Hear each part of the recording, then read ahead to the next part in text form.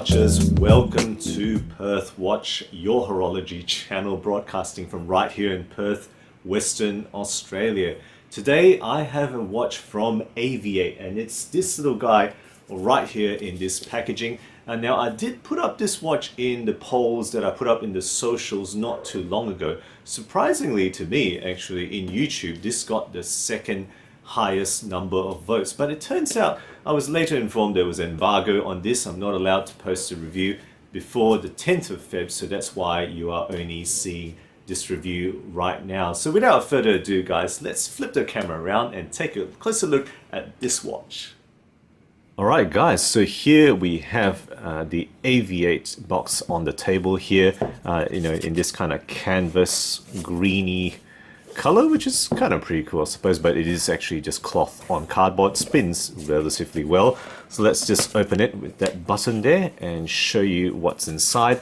At the top here we got AVI-8 and the watch on this canvas cushion. At the bottom we got this influencer guide mainly for Instagram, and then kind of links that I've removed, basic tag and microfiber cloth, as you would have seen in any number of other watches that they have produced. Okay, so just going to put that away now. And let's take the watch out of the cushion and show it to you in more detail.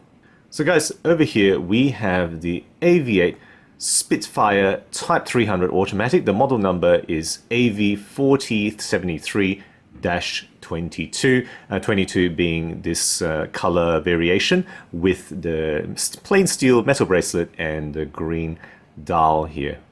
And they do have 3 other color variations. I'll put a screenshot here for you guys to see, with the plain steel models being slightly less expensive than the PVD treated models. This particular model MSRP is $395. If there are any discount codes, I'll put it down the bottom at the description for you guys to find out about.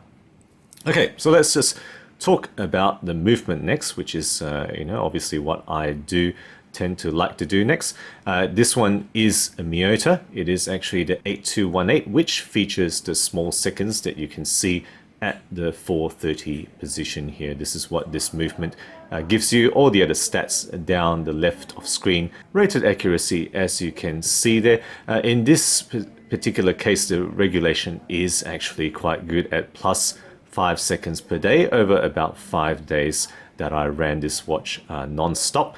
The quick set date is implemented in a framed window at the 3 o'clock position that you can see in this watch today.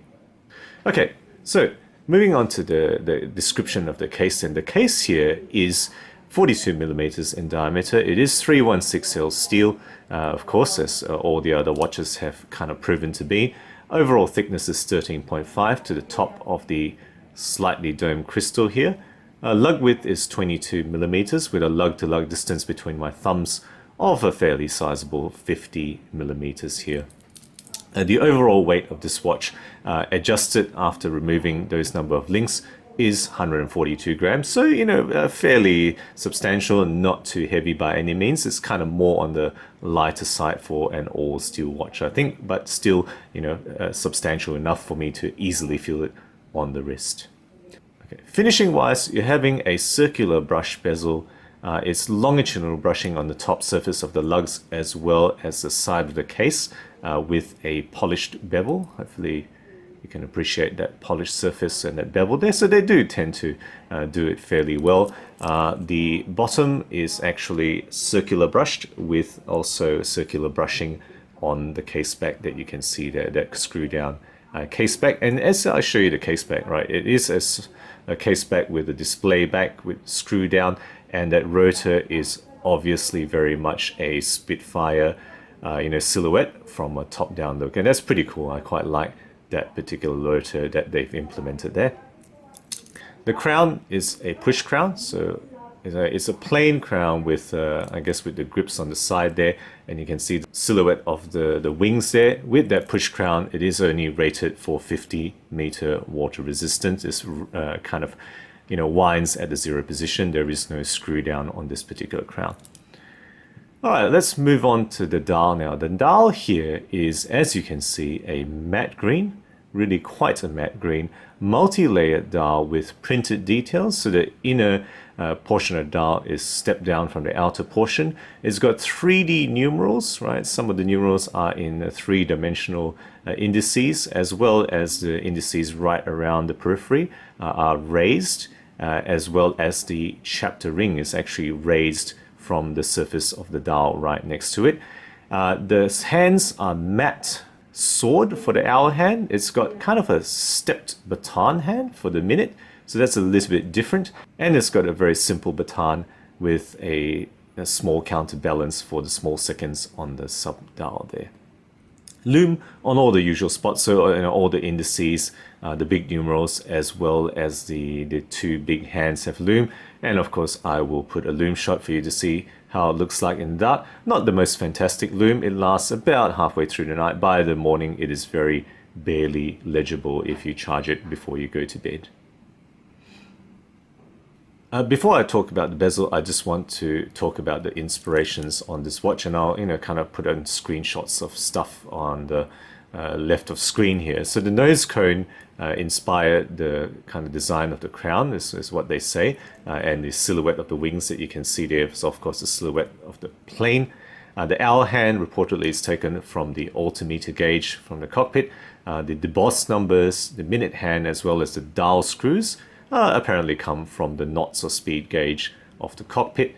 And then the rivets on the case side, of course, are inspired by the body of the plane, as many planes kind of have in terms of rivets.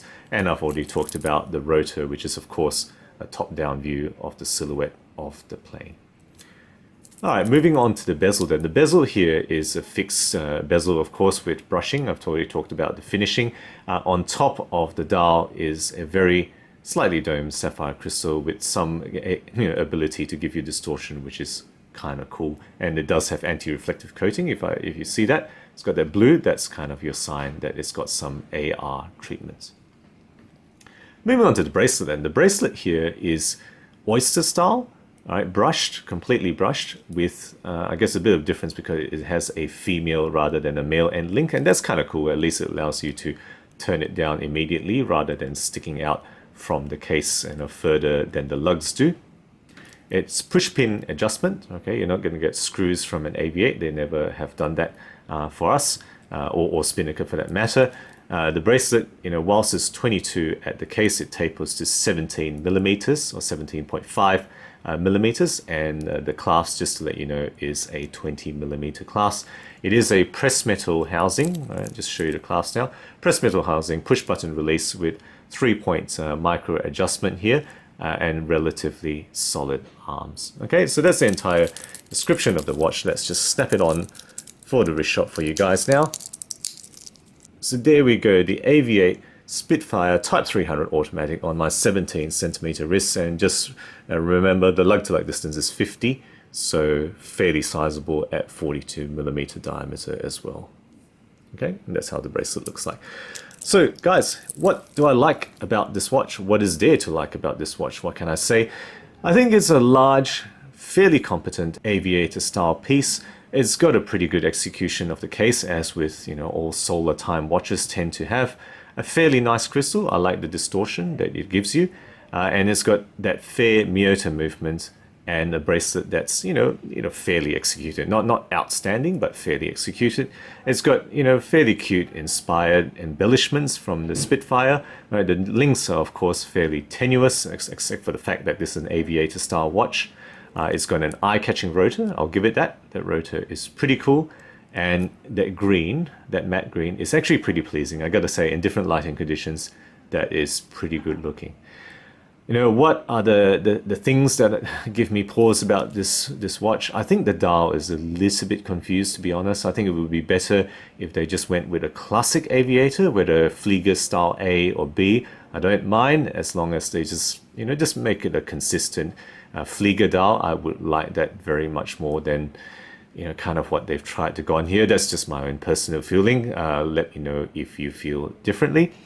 And whilst it's got some original inspired bits, particularly the side and the rotor, some elements of the dial, I think none of this is particularly mind-blowing. It is not a mind-blowing piece. It is just okay, and at the full MSRP of 395 USD, I think many of you will feel that is a little bit too steep. So guys, there you go. That's my kind of thoughts on this watch. Let's just flip the camera around now for the wrap up. So there you go guys, my review of the AVI-8 Spitfire Type 300 automatic.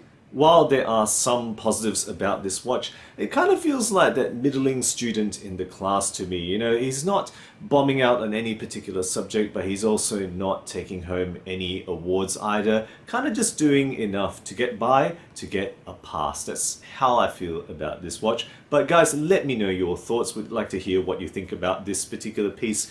As always, in the comments below, particularly if you own any other AVI-8 pieces and have some experience with the brand, let me know what you think. Guys, if you enjoy my videos, do consider subscribing. I put out new content every week, always aiming to be objective and unbiased about all things horology. Thank you again for sticking with me, and as always, I'll catch you guys next time.